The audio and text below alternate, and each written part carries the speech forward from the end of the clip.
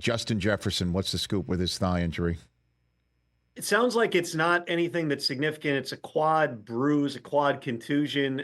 Jefferson said after the game he wasn't really concerned with it, though I did get a text. This is not from somebody with the Vikings, but a doctor with a different team who said, hey, don't underestimate those quad bruises because those things can swell up and be really painful in terms of could Jefferson be just in too much pain and have limited mobility where he can't go this week? That's something we'll monitor up until a game that suddenly looks like a pretty good one Sunday against the Texans. Pacheco, is he going on IR with the broken fibula?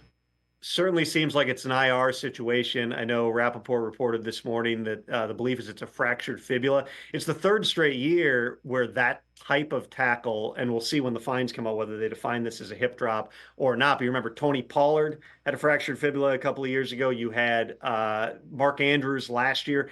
Andrews had a cracked fibula and ligament damage that kept him out. It was around like 2.5, 3 months before he got back, right around, I believe it was the AFC Championship game that he came back here. So a similar type of timeline. You're talking about most of the regular season, at least a couple months that Pacheco's missing. They've got, the running back that they signed, Samaje Perine, after he got cut by the Broncos. You've got, a couple other guys. Clyde Edwards-Helaire's out at least another couple of weeks on the NFI list here. There are some other backs that are potentially available. There's a guy they know really well, Kareem Hunt, who's still a free agent. You got, guys like Dalvin Cook, who's on the practice squad in Dallas. We'll see exactly what they decide to do moving forward here, but would not be a surprise if they add it back because Pacheco's going to be out a while. All right. And speaking of hip drop tackles, certainly like Joe Mixon was a subject to that. What's his ankle looking like today, best you can tell? Yeah, Joe Mixon made that clear in no uncertain terms on social media last night that he would like something to happen to TJ Edwards for that tackle. I checked on it.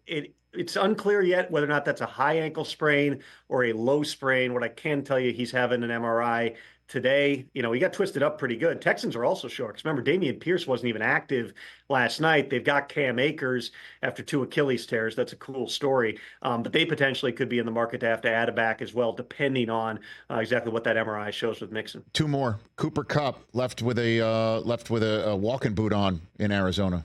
What's his deal? The Rams are the walking wounded right now between their wide receiver group and the offensive line group. Test today for Cooper Kupp. We know Puka's not going to be back for probably 6 weeks or so. Their bye's coming up. They're one of the rare teams. A lot of coaches like to have the bye in the middle or at the end. The Rams are the rare team where I think they have a week 6 bye. That might be the best thing possible here, just to try to get some guys healthy. Remember, too, they have their 2 suspensions that expired today. So Jimmy Garoppolo can come back, be the 2, and Alaric Jackson, who also was suspended for 2 games, will be back. We'll see what those tests end up showing with Cooper Kupp, but at least the offensive line getting somebody because they've lost a lot of dudes on that unit. And then lastly, Jermaine Johnson of the Jets popped his Achilles. Does this mean movement with the Hassan Reddick holdout? What? That was one of the many texts that I got while we were talking here, Yes. Rich. Does not sound like the stance for the Jets has changed, even with Jermaine Johnson tearing the Achilles. Hassan Reddick has given up. I mean, the running tally is, $7-8 million at this point. He's losing $800,000 for every game he misses. He had all the fines back in camp.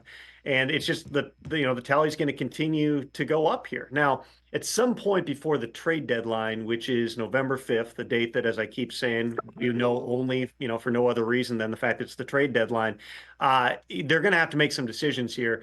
Reddick is either have to decide where to show up, potentially have his contract told if he does not show up, or the Jets would have to decide, we've had enough and we're going to, try to recoup some level of a pick. They're not going to get the third back because all of a sudden now you're talking about getting Hassan Reddick for 8-9 games instead of getting him for a full season, unless you can agree to a contract extension, which what team signing a 30-year-old pass rusher to a contract extension in the middle of a season where you don't even know what type of shape he's in for the rest of this year? It's complicated. I don't think that anybody is advising Hassan Reddick to stay out. Certainly not his agent, Tory Dandy, who's never been a believer in, giving up money that you can't get back.